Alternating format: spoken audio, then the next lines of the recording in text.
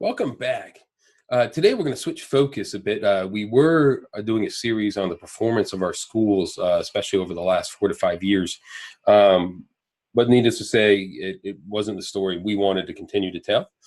We think that our teachers and educators are working very hard, as you can probably tell if you've been following our blog. We just wanted to make sure that we turned our focus to budgeting. Budget season is upon us, and we have a lot of information to share with you. And so we thought that'd be a better use of all of our times.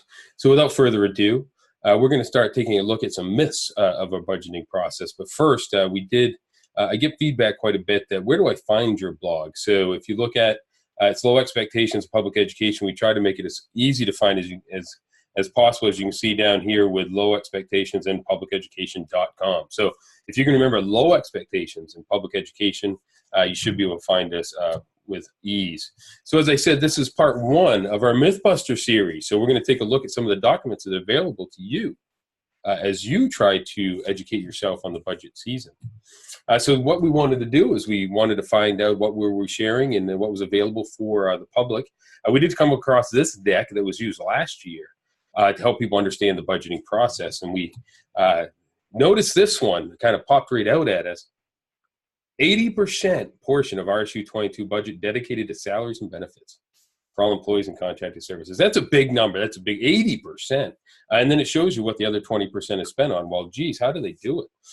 For every $5 is going to salaries, benefits, and for all of our employees. But wait, if you actually take a look at the actual documentation, and so the document we used for this one was actually a non-payroll budget document that was actually created for the town council back with our former town manager to better understand where our money's spent outside of payroll and benefits, retirement, etc.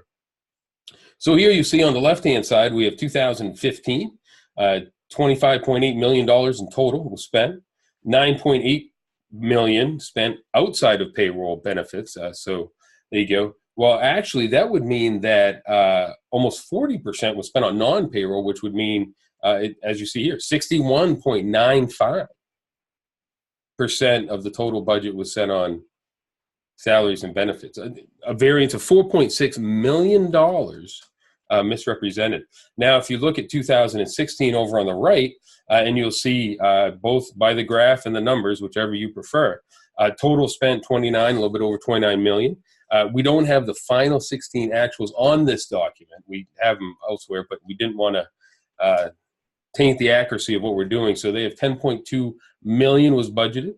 So when you look at that, that would mean that a little bit over 35% was non-payroll. So 64.86% was actually spent on payroll and benefits. Once again, it's only a variance to 80% of $4.3 million. A little bit of misrepresentation there.